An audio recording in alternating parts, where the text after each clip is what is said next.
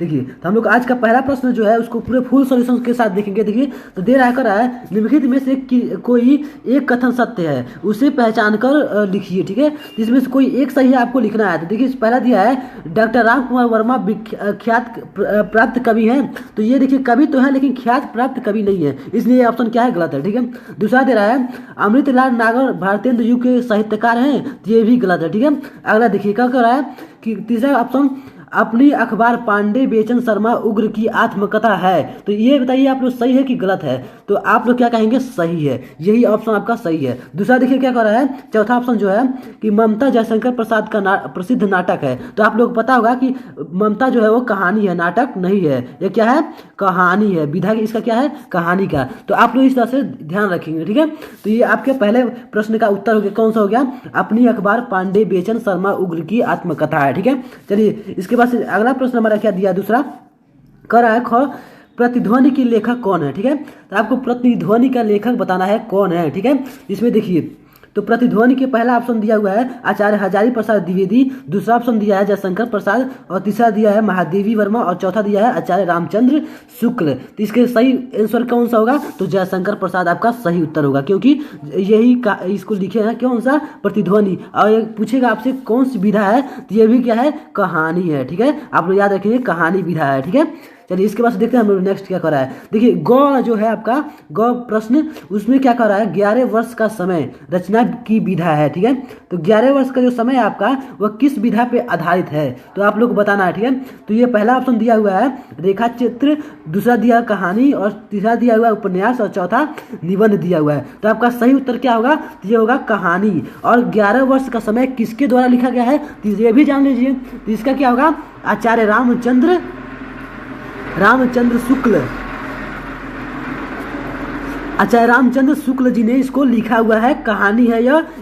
कौन सा रचना है, तो इसका 11 वर्ष का इन्होंने रचना किया है आचार्य रामचंद्र शुक्ल। चलिए इसके बाद हम लोग अगले प्रश्न की ओर चलते हैं अपने। ठीक है, तो देखिए हम लोग अगला प्रश्न क्या दिया हुआ है, देखिए बहुविकल्पी का जो हमारा घ वाला है वह क्या दिया है, शुक्लोत्तर युग का दूसरा नाम क्या है। ठीक है, तो आप लोग को बताना शुक्लोत्तर युग का दूसरा नाम क्या है। तो देखिए पहला ऑप्शन दिया हुआ है स्वतंत्रता युग, दूसरा ऑप्शन दिया हुआ है द्विवेदी युग, तीसरा ऑप्शन दिया हुआ है आपका छायावादी युग, और चौथा दिया हुआ है छायावादोत्तर युग। ठीक है, तो इसमें सही उत्तर क्या होगा, तो आपका छायावादोत्तर युग होगा, क्योंकि यही क्या है, शुक्लोत्तर युग का दूसरा नाम है। ठीक है, अगर छायावादी युग को कह रहा है इसका दूसरा नाम क्या है, तो इसका नाम है शुक्ल युग। ठीक है ना, आप लोग याद रखिएगा। ठीक है, चलिए अब अगले प्रश्न की ओर चलते हैं। ठीक है, अगला प्रश्न हमारा यानी कि क्वेश्चन हमारा दिया जो अंग क्या कर रहा है, शुक्ल युग के निबंध लेखक कौन है इसमें से। देखिए तो पहला ऑप्शन क्या दिया हुआ है, बाबू गुलाब राय, दूसरा ऑप्शन दिया हुआ है बादरी नारायण आपका चौधरी प्रेम घन। ठीक है,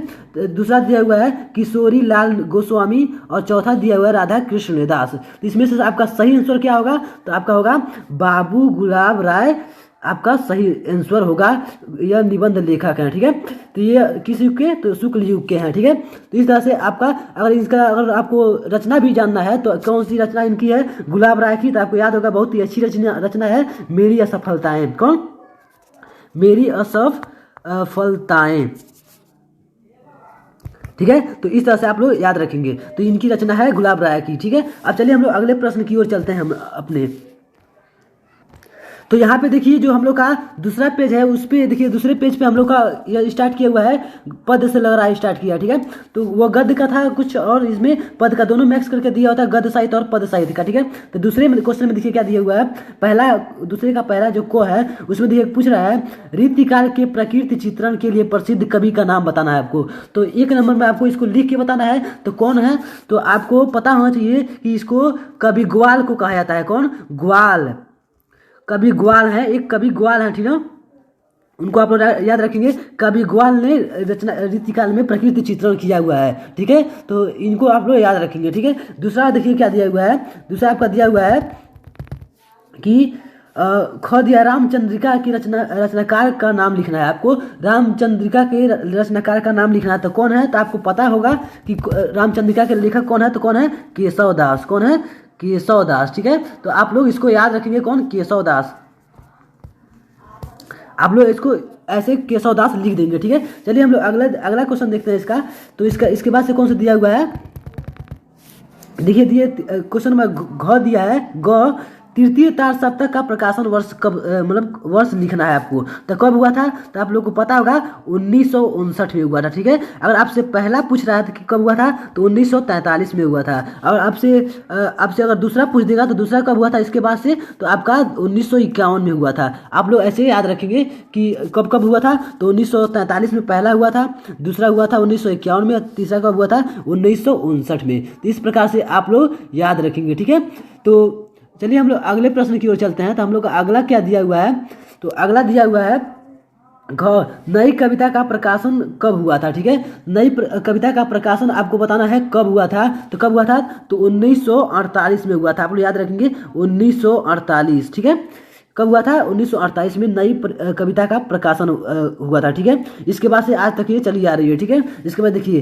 तो अपने अगले प्रश्न को देखते हैं। हम लोग का अगला प्रश्न क्या है, अंग वाला देखते हैं लोग। तो अंग वाला पूछ रहा है आपका साकेत की रचना किस युग में हुई थी। ठीक है, तो साकेत की रचना किस युग में हुई थी आपको बताना है। तो देखिए सबसे पहले इसके रचनाकार कौन है, तो आपके रचनाकार कौन है, मैथिली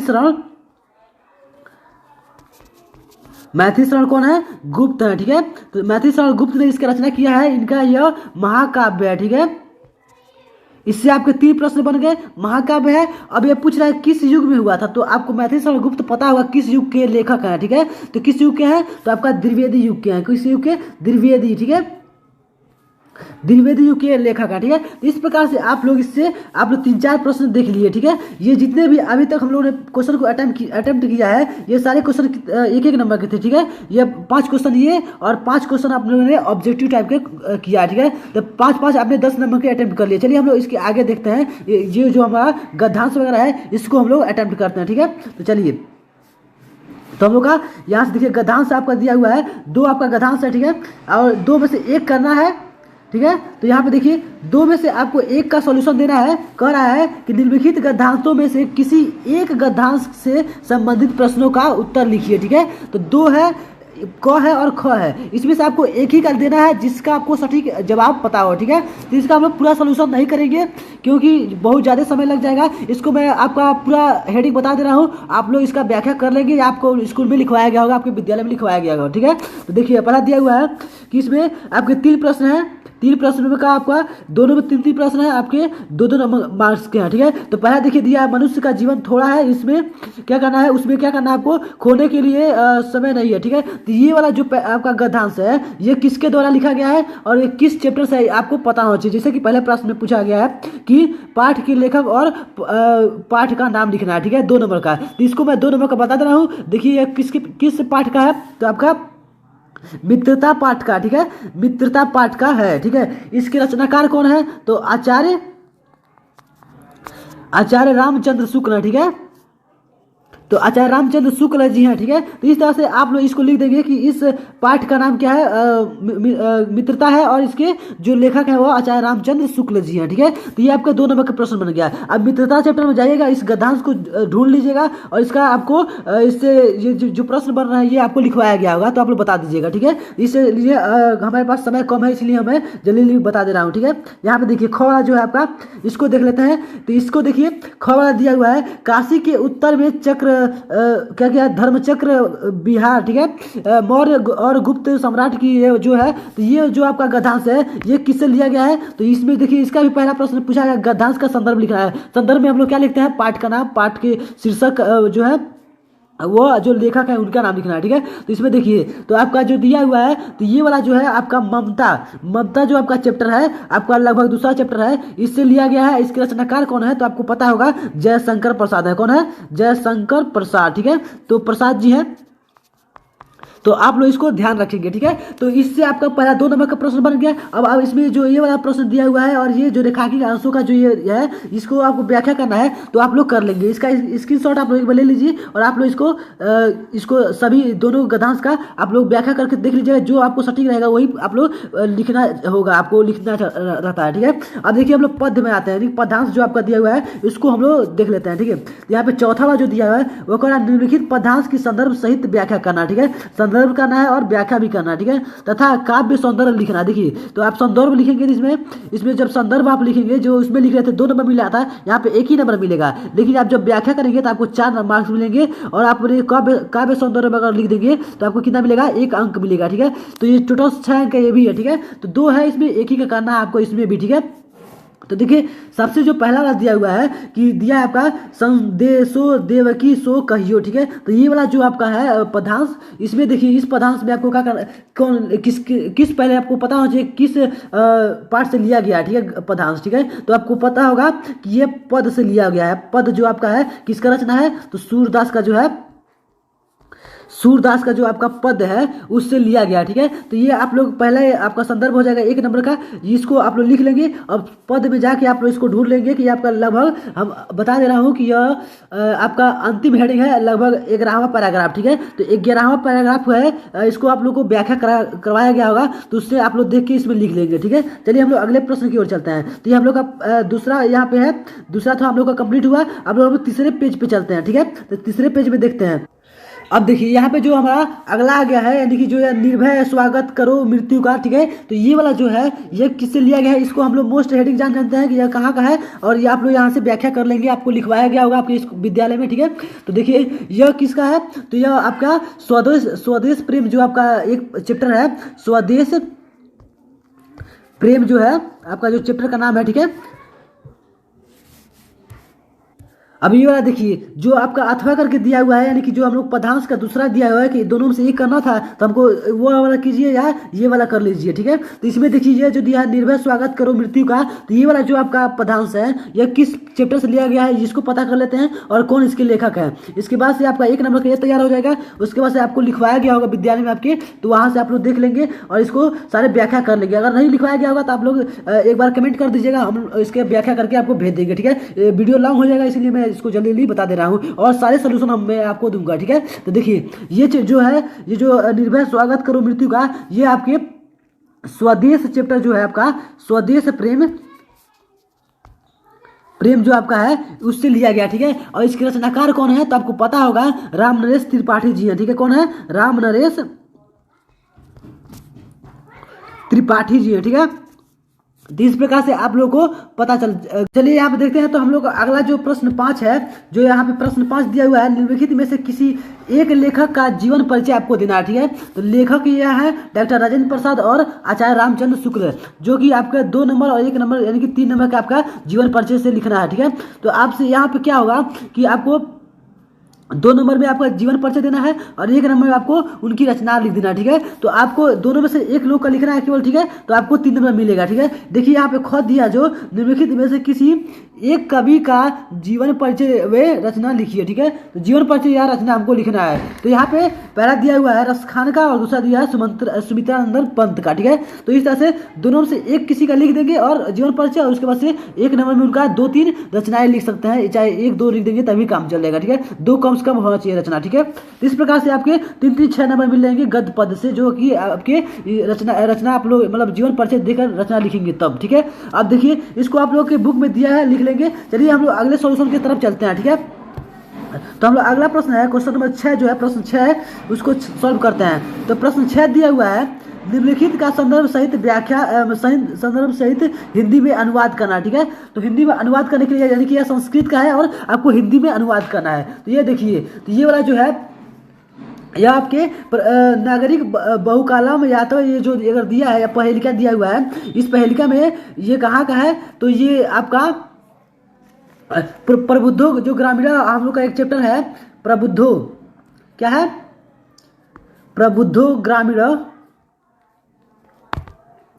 इसी चैप्टर से यह लिया गया, ठीक है। तो आप लोग इस पैराग्राफ को देख लेंगे और उससे क्या करेंगे, इसके हिंदी में अनुवाद कर देंगे। वैसे तो मैं करा देता लेकिन वीडियो लॉन्ग हो जाएगा, इसीलिए जैसे इसमें क्या होता है कि यह नागरिक बहुत समय तक सोचते रहा लेकिन पहलिका का उत्तर नहीं दे पाया, ठीक है। तो यह उसमें मतलब पहलिका का उत्तर देने में समर्थ नहीं हो पाया, ठीक है। तो अतः जो यहाँ पे और सब पहलिका के बारे में हुआ है, 10 रुपये ग्रामीण कैसे दिया, तो ये आप लोग कहानी पढ़े होंगे, ठीक है। तो इसी का हिंदी में अनुवाद करना है तो आप लोग कर सकते हैं, ठीक है। देखिए इसके बाद से हम लोग का अगला जो दिया हुआ है, इसी में अथवा करके दिया हुआ है आप लोग एक कोई करना है तो उसको कर दिए, या ये जो दिया है उत्तरम यत, ये वाला जो दिया है आपका स्टेंजा दिया हुआ है जो, तो इसको लिख दीजिए, ठीक है। तो ये कहाँ का है, तो आप लोग इस देखिएगा इसको, वीर जो आपका पढ़े हैं, बीरा बीरेण क्या है पूज्यते, ये जो बीरा बीरा बीरे जो बीरा है यहाँ पे लगा दिए, विसर्ग लगा दीजिएगा, ठीक है। तो यहाँ पे बीरा बीरे पूज्यते जो है इस चैप्टर से आपको लिया गया, ठीक है। तो आप लोग इसको सॉल्यूशन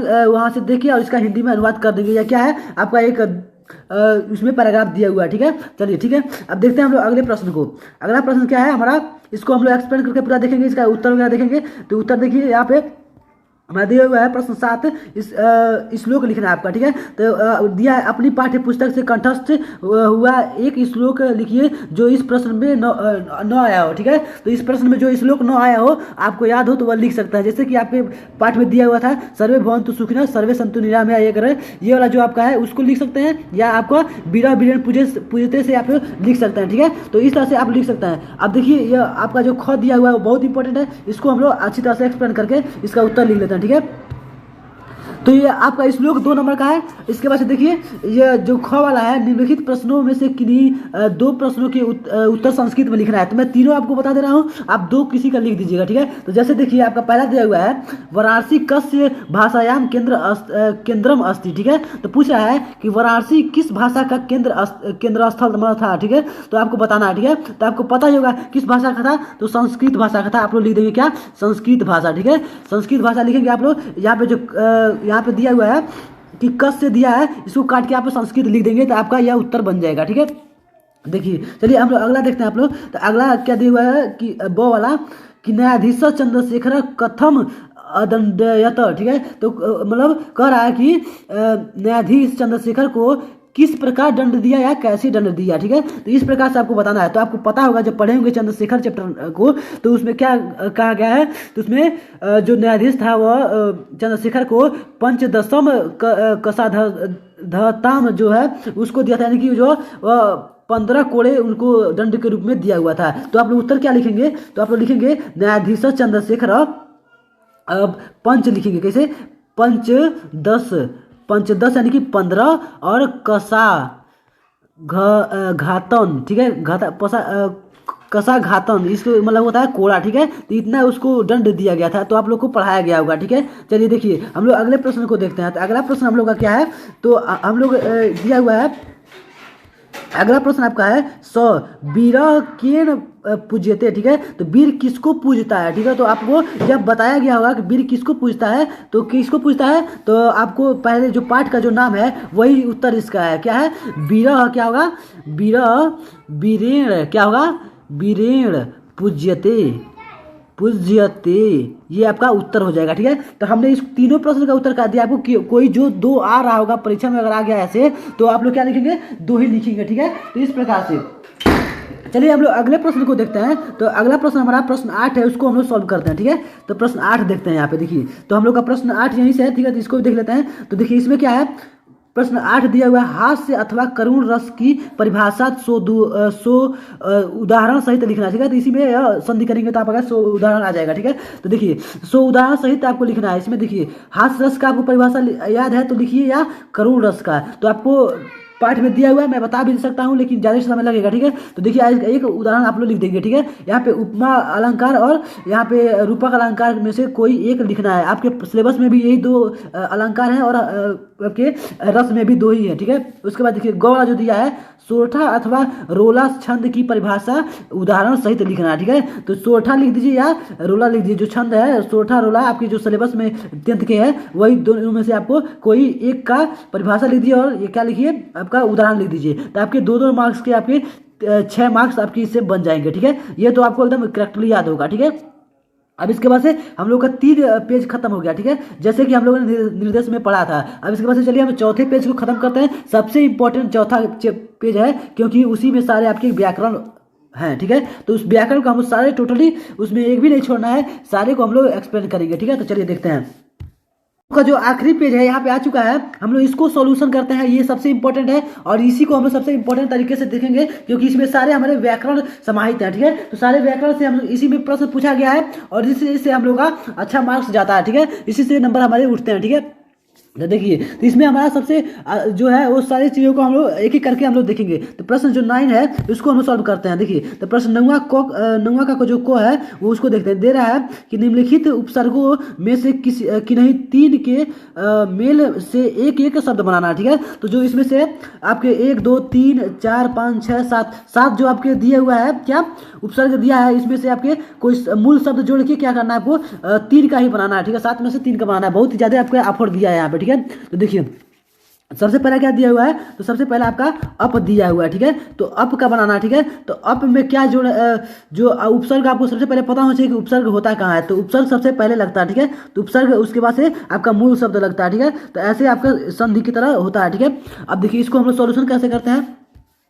तो पहला क्या करना है, आपको अप का बनाना है। तो अप का क्या क्या हो सकता है, तो आपका अप से लिख सकते हैं अपकार। क्या हो सकता है, अपकार, यानी कि अप धनकार जोड़ देंगे तो क्या होगा, अपकार हो जाएगा। ठीक है, और भी इसका एक और लिखना चाहते हैं, एक ही लिखना है, लेकिन अगर एक और लिखना चाहते हैं तो क्या होगा, अपसारी लिख सकते हैं। अपसारी जो कि आपके फिजिक्स में है, तो वो भी अपसारी ये भी क्या हुआ, वर्ड बन गया। ठीक है, यानी कि शब्द बन गया। ठीक है, चलिए इसके बाद से अगला हम लोग देखते हैं। अगला क्या हुआ है, इसके बाद से नीर दिया है। नीर जो है र हलंत है, तो आप लोग इससे क्या क्या बना सकते हैं। तो देखिए, तो पहले तो नीर से आप लोग निर्गत बना लीजिए। क्या बना लीजिए, निर्गत। निर्गत, ठीक है, गत रहेगा। ठीक है, तो निर्गत एक बन जाएगा नीर से। और आप लोग और बनाना चाहें तो क्या बन जाएगा, निराकरण भी बना सकते हैं। ठीक है, तो निराकरण, निराकरण, ये दोनों में क्या है, नीर उपसर्ग इसमें जुड़ा हुआ है। ठीक है, नीर जुड़ा हुआ है। ठीक है, अगला देखते हैं। अगर इसको भी, अगर परी का भी आप लोग चाह रहे हैं बनाना, तो परी का क्या हो जाएगा, आप लोग एकदम आसान है, क्या परिचय बना सकते हैं। क्या, परिचय। उसके बाद से परिवार भी बना सकते हैं, परिवार। ये सब इसमें दोनों में देखिए क्या है, उपसर्ग जुड़ा हुआ है। ठीक है, अब अगला देखते हैं हम लोग। क्या दिया हुआ, सु से दिया हुआ, सु उपसर्ग जोड़ के आपको बनाना है। तो सु से क्या है, तो सु से आप लोग क्या बनाएंगे, तो देखिए, तो सु से क्या क्या हो सकता है, तो सुमेल हो जाएगा। क्या हो जाएगा, सुमेल।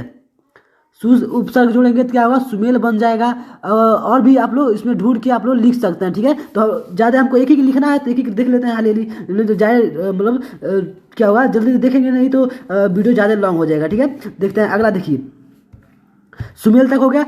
अभी से बनाना है, तो अभी से आपका कई बन सकता है। क्या, अभिनय बना सकते हैं। क्या बना सकते हैं, अभिनय, या अभिमानी लिख सकते हैं। तो आपके ऊपर डिपेंड करता है आप कितना जानते हैं। ठीक है, अनु से लिखना है तो अनु से क्या बन सकता है, अनुस्वार लिख सकते हैं, अनुस्वार। ठीक है, अगर और भी इससे मतलब जितना भी आपको मतलब नॉलेज है उतना आप लोग लिख सकते हैं, लेकिन इसमें एक ही लिखना है। ठीक है, उसके बाद देखिए अधि का लिखना है। अधि से आप लोग क्या बना सकते हैं, तो अधिकार लिख सकते हैं। क्या, अधिकार। ठीक है, उसके बाद से कमा करके और भी लिखना चाहे तो क्या लिख सकते हैं, अधिकरण लिख सकते हैं, जो आपने पढ़ा होगा। ठीक है, अधिकरण क्या है आपका, इसमें कारक है, कारक जो आप लोग पढ़ते हैं उसमें आपको इसमें अधिकरण मिल जाता है। ठीक है, तो इस तरह से आप लोग इसके उपसर्ग आप लोग इतने ज़्यादा पढ़ ले, जो कि आपको 3 ही करना है। 3 कर देंगे आपको तो 2 नंबर मिल जाएंगे। ठीक है, 1.5 नंबर का लग रहा है कि आपको 2 करना है, 3 का करना है, लेकिन यहाँ पे 1+1 ही दिया हुआ है, लेकिन 3 यहाँ पे लिखा हुआ है। तो आपको क्या करना है, लगभग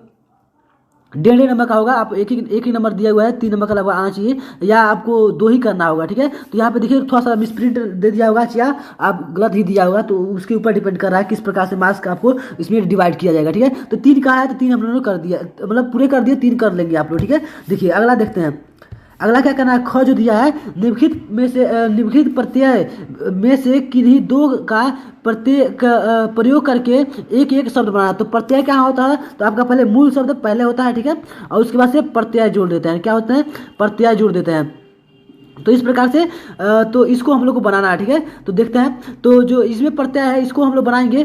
तो सबसे पहला क्या हमको प्रत्यय में बनाना है, तो पहला है हट का बनाना। ठीक है, तो हट से आपको बहुत सारे याद आ जा रहे होंगे। क्या क्या आप लोग क्या कर सकते हैं, आहट लिख सकते हैं फटाक से। इसमें क्या है, हट लगा हुआ है। अगर और भी अच्छा देखेंगे तो कड़वाहट लिख सकते हैं, इतना आसान है, कड़वाहट। ठीक है, सबसे पहले आपको पता होना चाहिए कि क्या होता है, जो उपसर्ग और प्रत्यय में अंतर क्या होता है, इसको आप लोग ध्यान देंगे। ठीक है, बस इतना ही से आप लोग सारे बना सकते हैं। ता से बनाना तो क्या क्या लिख सकते हैं, अरे आसान है, मानवता लिख सकते हैं, फटाक फटाक कुछ भी नहीं करना है इसमें। ठीक है, मानवता लिख सकते हैं, और भी आपको बहुत चीज़ लिख सकते हैं। देखिए अगला देखते हैं, मिठाई आई का लिखना है तो मिठाई लिख दीजिए फटाक से, मिठाई। इसमें क्या है, आई है, प्रत्यय आपका प्रत्यय लगा हुआ है। ठीक है, अगला क्या है, त्व लिखना है, त्व का प्रत्यय लिखना है। तो त्व का आप लोग क्या लिख सकते हैं, तो आप लोग देवत्व लिख लीजिए, देवत्व देवत्व होता है, ठीक है, देवत्व होता है, ठीक है, देवत्व लिख दीजिए, ठीक है। त्व इसमें भी आ गया, ठीक है। तो ऐसा कोई भी वर्ड्स आप लिख सकते हैं जिसमें त्व आ जाए, ठीक है। तो इस तरह से आपके जो लास्ट में आना चाहिए मूल शब्द के बाद, जैसे देवधन त्व हो रहा है ना, तो देवत्व यहाँ पे आ गया, ठीक है, इस प्रकार से। अब चलिए हम लोग अगले व्याकरण को देखते हैं। अगला व्याकरण हमारा क्या है, ग वाला। ग देखिए, ग दिया हुआ है, निम्नलिखित में से किन्हीं दो का समास विग्रह करना है, ठीक है, और उसका नाम भी लिखना है किस समास का है, ठीक है। तो इस प्रकार से आपको देना है, ठीक है। अब देखिए जैसे, तो देखिए, तो यहाँ पे हम लोग इस समास वाले को हम लोग देखते हैं, ठीक है। समास का हम लोग विग्रह करते हैं। तो देखिए, तो पहला दिया हुआ है समास का, यह क्या है, चराचर पूछा है। चराचर में आपका कौन सा समास है, तो आपका है द्वंद्व समास। कौन सा है, द्वंद्व, आप लोग याद रखेंगे, ठीक है, द्वंद्व समास। अगला देखते हैं, तो इसमें क्या दिया हुआ है, तो अगला दिया है आपका उत्थान और पतन, ठीक है। तो यहाँ पे हो सकता है उत्थान या पतन हो सकता है, ठीक है। तो इस तरह से आपके विभक्ति में लोप आ रहा है, तो यह भी आपका क्या है, तो यह भी आपका द्वंद्व है। कौन सा है, द्वंद्व है, ठीक है, आप लोग याद रखेंगे, ठीक है। चलिए अगला हम लोग देखते हैं। तो अगला आपका क्या दिया हुआ है, चतुर्भुज दिया हुआ है, ठीक है। तो चतुर्भुज दिया हुआ है आपका, चतुर्भुज है। तो चतुर्भुज में क्या होगा, चार भुजाओं का समूह क्या होता है, चार भुजाओं का समूह, यह आपका बिगड़ा है, ठीक है। तो इसको हम लोग कौन सा समास कहेंगे, तो द्विगु है। कौन सा, द्विगु, ठीक है, द्विगु आपका हो जाएगा, ठीक है। द्विगु आप लोग इसको लिखेंगे, द्विगु समास है, ठीक है। अब अगला देखते हैं। तो अगला दिया है सप्तद्वीप, ठीक है। तो सप्तद्वीप में आपको क्या बताएंगे, तो सप्त द्वीपों का समूह बता रहा है यहाँ पे भी। तो यहाँ पे भी यहाँ पे संख्यावाची आ रहा है, तो यहाँ पे क्या होगा, द्विगु होगा, क्या होगा, द्विगु आपका हो जाएगा, ठीक है। तो इस प्रकार से आप लोग इसको बता देंगे, ठीक है। तो आपको दो समास विग्रह करना था और समास का नाम लिखा था, इसमें से लिख सकते हैं आपको अपने मन चाहे जो आपको आंसर आएगा, ठीक है। अगला देखते हैं। अगला हमारा क्या है, अंक वाला, निम्नलिखित में से किन्हीं दो शब्दों के दो दो पर्यायवाची लिखना, जो कि 1+1 मार्क्स के आपके रहेंगे, ठीक है। पहले सबका हम लोग देख लेते हैं। ब्रह्मा दिया हुआ है, ब्रह्मा का क्या क्या होता है, तो आप लोग को पता होगा ब्रह्मा का क्या होता है, विधि। आप लोग लिख सकते हैं क्या, विधि, ब्रह्मा का विधि लिख सकते हैं। उसके बाद से क्या लिख सकते हैं आप लोग, तो आपको विधाता लिख सकते हैं। क्या लिख सकते हैं, विधाता, क्या है इनका मतलब इनका पर्यायवाची है, इनका दूसरा नाम है, ठीक है। तो इस तरह से आप लोग दो लिख सकते हैं। और भी लिखना है तो आप लिख सकते हैं प्रजापति, यह क्या है, प्रजापति है, ठीक है। तो इस प्रकार से आपके तीन है ब्रह्मा के, ठीक है। अगला देखते हैं। अगर चलिए यहाँ पे तो हम लोग नित्य का देखते हैं। तो नित्य का पर्यायवाची क्या क्या होता है, तो नित्य क्या हो जाएगा आपका, सदा, क्या होगा, सदा हो जाएगा, या आप लोग लिख सकते हैं सर्वदा, ठीक है, सर्वदा। आप लोग यहाँ से दो आपके लिख सकते हैं इसके पर्यायवाची, ठीक है। अब इसके बाद देखिए आपका किसका पूछा है, जंगल। तो जंगल का पर्यायवाची क्या क्या होता है, तो पहला होता है आपका विपिन होता है, ठीक है, विपिन आप लोग लिख सकते हैं, ठीक है। उसके बाद से आप लोग लिख सकते हैं क्या, वन लिख सकते हैं, ठीक है। तो आपके ये दो पर्यायवाची जंगल के हो गए, ठीक है। अब अगले चलते हैं, अगले पे हम लोग देखते हैं। तो अगला क्या क्या क्या कह रहा है, तो आपका दूध का लिखना है। तो दूध का क्या क्या होता है, तो आप लोग को पता ही होगा दूध का पर्यायवाची क्या क्या होता है। तो पहला होता है पय लिख सकते हैं, ठीक है। उसके बाद से आप लोग लिख सकते हैं दूध लिख सकते हैं, ठीक है। आप लोग दूध कभी याद किए होंगे, दूध है, तो दूध आप लोग लिख देंगे, तो ये भी एक इसका पर्यायवाची है, ठीक है। आप लोग और भी लिख सकते हैं, क्षीर इसका होता है, ठीक है, क्षीर लिख सकते हैं, ठीक है, पर्यायवाची। तो आपको तीन पर्यायवाची बता दिया हूँ, दो ही आपको लिखना है जो सटीक रहे, ठीक है, ठीक है। चलिए आपको इसमें से भी आपको दो ही लिखना था, दो का दो लिखना था, लेकिन मैंने कई बता दिया, ठीक है। चलिए हम लोग अगले 10वां प्रश्न को, लास्ट जो हम लोग का 10वां प्रश्न है उसको देखते हैं। लास्ट नहीं है, और भी प्रश्न है इसमें है, 10वां देखते हैं।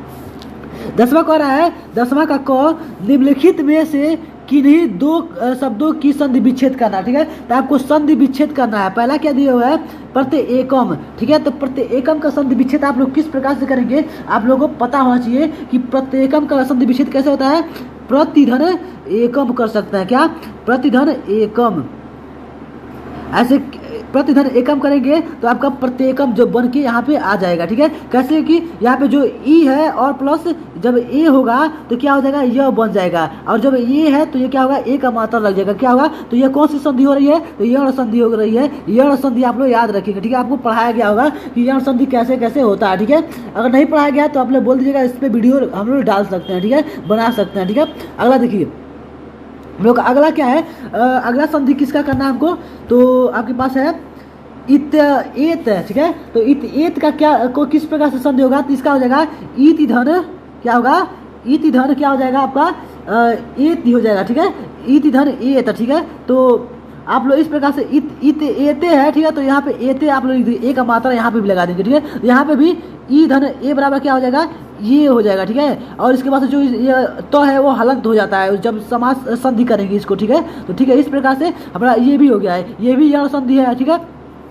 अगला देखते हैं, आपके सिलेबस में भी केवल यण संधि होगा, इसीलिए यण संधि दिया हुआ है। अब देखिए अत्याचार है, अत्याचार का आप लोग किस प्रकार से इसका संधि विच्छेद कर सकते हैं, तो अति धन क्या होगा आपका आचार, ठीक है, अति धन आचार। यहाँ पे क्या होगा, ई मिल जाएगा आपका, और यहाँ पे ई धन क्या होगा आपका, सॉरी क्या छोटी ई है, ठीक है। तो ई धन आपका हो जाएगा आ, ठीक है। तो ई धन आ बराबर क्या हो जाएगा आपका या हो जाएगा, ठीक है। तो यहाँ पे या हो जाएगा और तो का हलंत हो जाएगा, तो अत्याचार हो जाएगा, जो कि यहाँ पे आपका दिया हुआ है, ठीक है। अगला देखते हैं, अगला हमारे पास क्या है, तो अगला करना क्या, लाकृति करना, ठीक है, लाकृति करना। सभी आपको एग्जाम्पल दिखाई दे रहे होंगे, सभी यण संधि के, ठीक है। देखिए लाकृति का कैसे होगा, तो लाकृति का आपको पता होगा, आप लोग लिख सकते हैं क्या, लीधन क्या लिख सकते हैं, लीधन आकृति लिख सकते हैं, क्या लीधन आकृति। ये क्या किस संधि है, किसका है, तो यण का, ये भी है, ठीक है, यण का है, ठीक है। तो आप लोग याद रखेंगे क्या है, यण संधि है, यण संधि है, ठीक है। इस प्रकार से तो आपकी ये संधि भी हम लोगों ने करा दिया 2 नंबर का। तो चलिए हम लोग अगले प्रश्न को देखते हैं। तो अगला हमारा क्या दिया हुआ है, तो अगला यहाँ पे ख वाला दिया हुआ है कि निम्नलिखित शब्दों के तृतीया विभक्ति एक वचन के रूप में लिखना है, ठीक है। तो आपको विभक्ति पढ़ा आप लोगों ने याद किया हुआ होगा, अगर नहीं याद किया है तो अब से याद कर लीजिएगा, क्योंकि बहुत इंपॉर्टेंट है, आपको संस्कृत अनुवाद में या बहुत ज़्यादा हेल्प देगा, ठीक है। और आपके बहुत सारी जगह इसका प्रयोग होता है, ठीक है। तो विभक्ति में देखिए, तो आपका फल का और मति का लिखना है, ठीक है। फल मति का आपको तृतीया विभक्ति और एक वचन में लिखना है, ठीक है, पहला। उसके बाद इन दोनों में से कोई एक लिखना है, या दूसरा ब दिया है इसमें मधु का लिख दीजिए चाहे नदी का लिख दीजिए, दोनों में से एक एक लिखेंगे, आपको एक एक नंबर का मिलेगा, ठीक है। तो देखिए तो हम लोग कैसे इसको हल करेंगे, तो हम लोगों को फल का लिखते हैं पहले, उसके बाद से मत्ती का लिख लेते हैं, दोनों का हम लोग याद रखेंगे। उसके बाद से आप लोग आपके ऊपर डिपेंड कर रहा है कि आप लोग मतलब इसमें से किसका आपको याद हो रहा है, किसका लिख देंगे, ठीक है। तो देखिए, तो अगर हम लोग फल का लिखेंगे, फल का तृतीया विभक्ति में एक वचन में अगर लिखेंगे हम लोग, तो क्या होगा फल का, तो फल का हो जाएगा फलेन हो जाएगा, क्या हो जाएगा फलेन, आप लोग याद रखिए फलेन हो जाएगा, ठीक है। अगर मत्ती का लिखना चाहते हैं तो मत्ती का क्या होगा, तो मत्ती का मत्या हो जाएगा, क्या हो जाएगा मत्या हो जाएगा। क्या तृतीया विभक्ति में एक वचन में क्या होगा, फल का फलेन, और क्या होगा मत्ती का मत्या हो जाएगा, ठीक है। इस प्रकार से आप लोग लिख लेंगे, ठीक है। अगला देखते हैं, अगला क्या दिया हुआ है आपका, अगला है मधु या नदी, इन दोनों में से किसी का एक का लिखना है। तो आप लोग एक नंबर का है, तो आप अगर मधु का लिखेंगे तृतीया विभक्ति में एक वचन, तो क्या होगा मधुनी हो जाएगा, क्या हो जाएगा मधुनी, मधुना हो जाएगा, मधुना हो जाएगा, ठीक है। तो मधुना लिखेंगे आप लोग। और इसके बाद से आप लोगों का जो नदी का लिखना है, तो नदी का क्या होगा, तो नदी का नदा हो जाएगा, नद्या, ठीक है। तो ऐसे हो जाएगा। तो ये आपका तृतीय विभक्ति और एक वचन में है, क्या है एक वचन है, ठीक है। आप लोगों को विभक्ति याद होगा तो आप लोग इसको आप लोग चेक कर सकते हैं, आप अपने बुक में मिला सकते हैं, ठीक है। चलिए हम लोग अगले प्रश्न को देखते हैं। अपने हमारा अगला प्रश्न यानी कि ग दिया हुआ है, निम्नलिखित में से किसी एक की धातु लकार क्या करना है, किसी एक की धातु लकार पुरुष वचन लिखना है, ठीक है। तो इन तीनों में से हमको मतलब 2 दिया है, इसमें से किसी एक का धातु लकार और वचन वगैरह लिखना है, ठीक है। हम लोग दोनों को देख लेते हैं, ठीक है। तो क्या क्या है इसमें, तो पहला देखिए दिया है पठिष्यति, तो आप लोग को याद होगा पठिष्यति किस में होता है, तो लीट लकार होता है, कौन सा होता है लीट लकार, यानी कि क्या होता है भविष्य काल में, क्या है भविष्य काल जो है आपका लीट लकार है, लीट लकार इसमें आता है, ठीक है। इसके बाद से देखिए पठिष्यति कौन सा आपका पुरुष है, तो आपका प्रथम पुरुष है, कौन सा है प्रथम पुरुष है, ठीक है। प्रथम पुरुष है, आप लोग इसको उत्तम पुरुष के नाम से भी जानते हैं, ठीक है। इसके बाद से देखिए आपका क्या दिया हुआ है, इसके बाद से आपको लिखना है वचन लिखना है। तो वचन कौन सा वचन है, तो एक वचन है, कौन सा है एक वचन है, ठीक है। आप लोग याद रखिए एक वचन है, ठीक है। तो यह पठिष्यति का लिखना है, इतना लिखना था, ठीक है। अब देखिए इसके बाद हम यह जो हसतु लिखा है उसको लिखते हैं। तो इसके बाद से जो हम लोग का हसतु है, हसतु को हम लोग लिखते हैं। तो हसतु का जब हम लोग एक वचन में क्या लिखना है आपको, सॉरी, हमको वचन लिखना है, तो हम आंसर ही बता दिया पहले ही। तो चलिए, तो यह हसतु जो है उसका हम लोग को वचन, लकार और पुरुष लिखना है। तो आप लोग जानते ही हैं कि वचन में जो आपका जब आप लोग धातु रूप याद किए होंगे तो वहाँ पे क्या क्या होता है। तो प्रथम पुरुष आपने याद किया होगा, प्रथम, मध्यम और क्या होता है उत्तम, आप लोगों ने याद किया होगा। तीन आपने पुरुष याद किया होगा, ठीक है। तो इसमें से आपके जो आपके बताना है कि कौन से पुरुष का है और कौन से मतलब इसका कौन सा वचन है, जो वचन एक वचन, द्विवचन और वचन बहुवचन याद किया है। तो इसमें से आपको देखना है कि जो आपका हसतु है वह किस लकार और किस पुरुष में से और किस वचन का है, ठीक है। तीनों बताना है, ठीक है। तो जो हसतु है वो आप लोगों ने देखा होगा कि यह क्या है, लट लकार का है। किसका है, लट लकार का है। जो लट लकार क्या होता है, वर्तमान काल। क्या होता है, वर्तमान काल, ठीक है। अब इसको देखिए, अब ये तो लकार हो गया, किस लकार का है, तो लट लकार का है। उसके बाद से अब कहेंगे कि यह किस मतलब कौन से पुरुष का है, ठीक है। तो कौन सा पुरुष है, तो यह प्रथम पुरुष है। कौन सा है, प्रथम पुरुष है।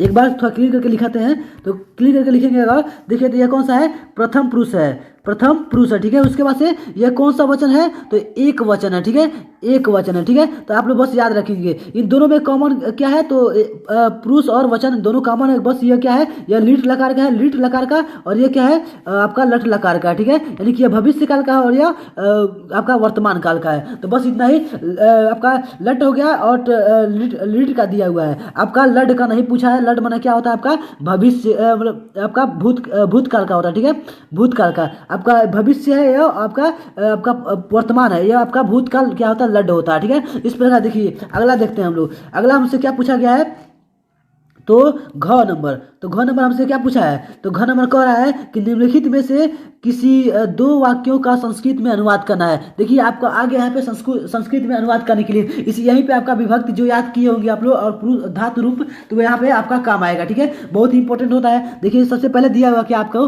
तो आपको सबसे पहले दे दिया हुआ है, मैं तुम्हें 10 रुपये दूंगा। तो आपको इसका क्या करना है, आपको संधि मतलब इसका संस्कृत में अनुवाद करना है, मतलब इसका अनुवाद करना है। इसे ट्रांसलेट आपको करते हैं हिंदी से, आप लोग क्या करते हैं, इंग्लिश में ट्रांसलेट करते हैं। वैसे ही आपको क्या करना है, हिंदी से संस्कृत में ट्रांसलेट करना है, ठीक है। तो इस तरह से आपको यहाँ पे करना है, ठीक है। तो जो हमारा पहला जो घ दिया है उसका जो अ है, यानी कि मैं तुम्हें 10 रुपये दूंगा, इसका संस्कृत में अनुवाद क्या होगा, तो हम लोग लिख सकते हैं क्या, अहम, क्या अहम, सॉरी अहम, क्या लिख सकते हैं, अहम तुम 10 रुपये में दरिश्यामी, ठीक है। आप लोग क्या लिखेंगे, दरिश्याम लिख देंगे, ठीक है। आपका लीट लकार में चल जा रहा है, ठीक है। इस प्रकार से लिख देंगे। अगला देखिए क्या दिया हुआ है कि जो है ब वाला जो आपका है, इसको हम लोग देखते हैं। तो ब वाला जो आपका, तो जो आपका जो ये ब वाला है, ब वाला दिया है, राष्ट्र की रक्षा करना हमारा धर्म है, ठीक है। तो इसको हम लोग कैसे संस्कृत में अनुवाद करेंगे, तो हम लोग लिख सकते हैं राष्ट्र, क्या लिख सकते हैं, राष्ट्र क्या लिख सकते हैं, राष्ट्र रक्षा, ठीक है, रक्षा अस्माकम क्या होगा, हमारा क्या हो जाएगा, अस्माकम धर्म अस्ति लिख सकते हैं, ठीक है। धर्म अस्ति माने है, ठीक है। तो इस प्रकार से हम लोग इसका संस्कृत बना सकते हैं, राष्ट्र की रक्षा करना हमारा धर्म है, ठीक है। तो इस प्रकार से आप लोग बनाएंगे। आपके दो बना था, चलिए हम लोग तीसरा भी देख लेते हैं। आप लोग क्या करेंगे, तीसरा वाला भी बना सकते हैं, और दोनों में से जो भी मतलब 3 में से आपको 2 आ रहा होगा अच्छी तरह से, उसको आप लोग क्या करेंगे, एग्जाम में आपने लिख लेंगे, ठीक है। तो जैसे दिया है वृक्ष से फल गिरते हैं, ठीक है। तो ये बहुत अच्छा है, इसको आप लोग देखेंगे क्या होगा। तो देखिए, तो वृक्ष से फल गिरते हैं, तो इसको हम लोग कैसे बनाएंगे, तो वृक्षात, क्या लिखेंगे, वृक्षात, ठीक है। वृक्षात फलानी, ठीक है, फलानी हो जाएगा।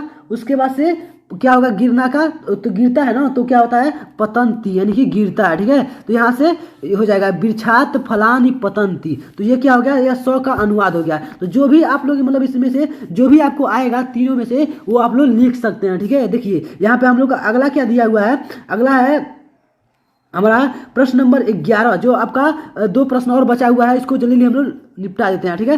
दिया है निम्नलिखित में से किसी एक विषय पर निबंध लिखना है, ठीक है। तो निबंध आपको लिखना सिखाया गया होगा। आप लोग सबसे मोस्ट इंपोर्टेंट इसमें यह ध्यान दीजिएगा कि आप लोग हेडिंग बना के लिखिएगा। पहला लिखिएगा क्या, प्रस्तावना हमेशा लिखिएगा।